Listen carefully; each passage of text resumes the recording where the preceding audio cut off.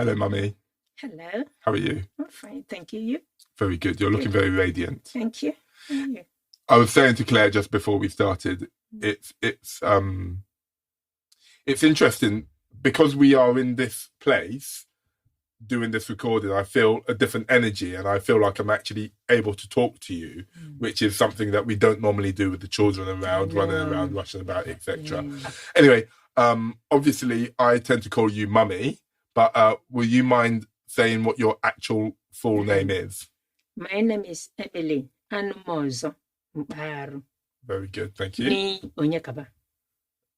Okay. Onyekaba is my father's name. Right, I see. Okay. Yeah. So my mother, who is, I don't know if this, if we're going to get this on camera, and Mum, I apologize for doing this, but I feel I need to.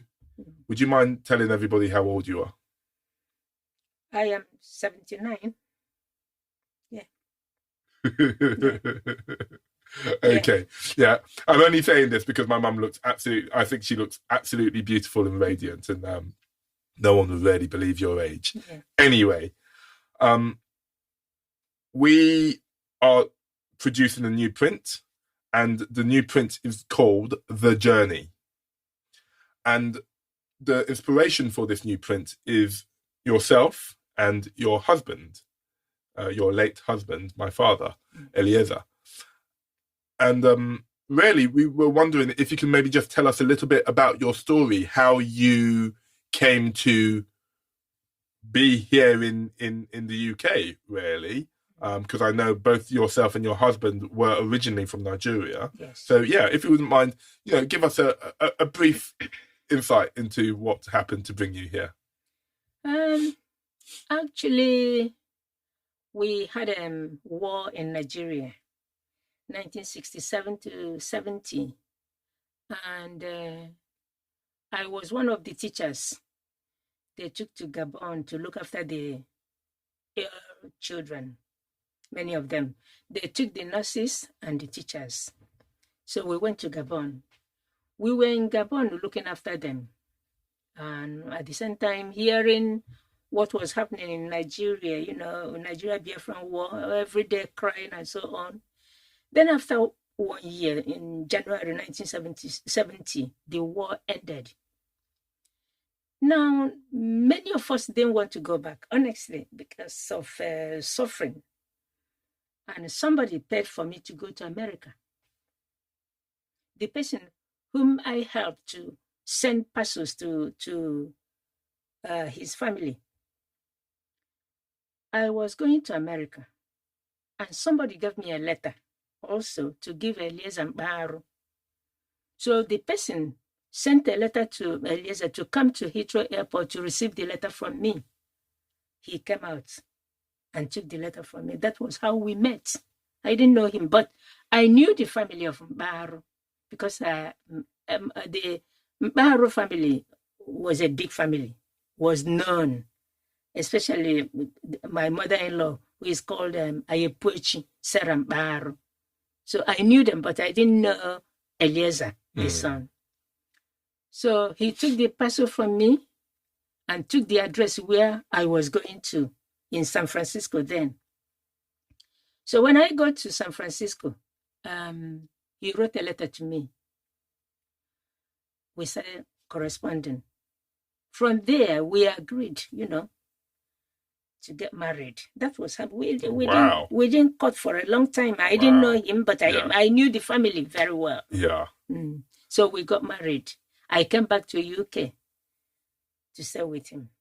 And we stayed, got married, wedded here. Had my first son, Ifan Mbaru. Then had my twins, Tochukwu, Ada Mbaru. Before you, the last one came. Yeah, then you were blessed with... Yeah. Unfortunately, as a family was going to be happy, going to, do more things, tragedy came. The lung cancer came. Yeah, well, we can get into all of that a bit later. So that's really interesting. So obviously, it sounds like there was there was a war over in Nigeria, and Yeah. that's why you left. You left Mm. effectively as a refugee, and Yeah. then you managed to make your way over to Gabon. America. Well, Gabon, which is a West African country, Yes. then to America, and then finally over here to the UK to meet my father, who you were in correspondence with on by letter. By the way, kids, I know most of you are on what's these dating apps, Hinge, and I don't know any. Anyway, the old school way of doing it was you write letters. Yeah, but anyway. By then, telephone wasn't a big thing. Yeah, well, certainly not mobile telephones. And anyway, so that explains how you got here. But how my father was already in the UK. So how did he? Your father came here in 1960s to do the law. He did the law. To study law. To study the law, and he stayed here until the war broke out. He was about to come back to Nigeria, and the war broke out. He stayed here.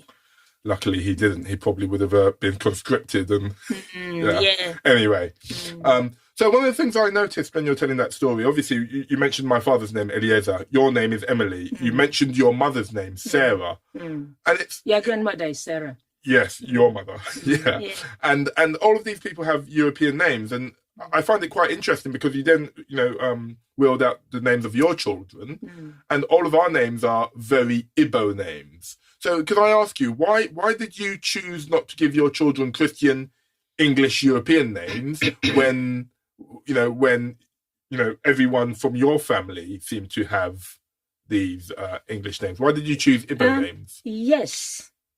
My husband said when we had the first child that we have made that mistake. We were colonized by the British, and everything we were doing was English way. In fact, some of the people then weren't proud of speaking their language rather than speaking English language. The same, many parents were giving their children English name. So my husband said, you know what? We are going to transfer our family to Igbo family while we are living in Britain. So two of us were speaking our language, and he said, we are going to give our children our names, the names that we know the meaning. I don't know the meaning of Emily. I know Eliezer is in the Bible. Yes. Most of the English names we have, we don't know the meaning. Yeah. We just give that name because we had it from English people. Yeah, absolutely. So, and that was how we lived. For a short time, we lived before he left. Right. Excellent. When you say he left, before he passed. Oh, yeah. Wow. Yeah. I don't think he's off in Brazil somewhere, but anyway. Or he might be.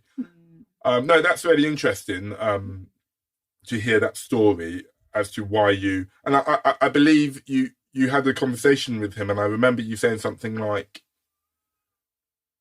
he said, we are Igbo people, we should have Igbo names, be who we are. Yes. We should be who we are. Yes. Is that correct? Yeah. Yes. That's something that we found quite powerful. In fact, on this new print, The Journey that we're having. Yes. So on Obi, one of the main things that we had as a tagline was celebrate colour. With this one, we're actually thinking about having a tagline of be who you are, which is really just anyone wearing it to just accept themselves. And I think that's what we are really wanting to promote here. People to just know who they are and accept themselves for who they are. Actually, living in Britain, there are so many things you can learn from here, being British, but you will never lose your culture, lose your language, because that's your identity. Absolutely. That's your identity, you know. And you know, I think we're very fortunate as well to have a direct connection to our culture, to who we were. And it's a shame to see that some people are actually deliberately choosing to step away from that culture.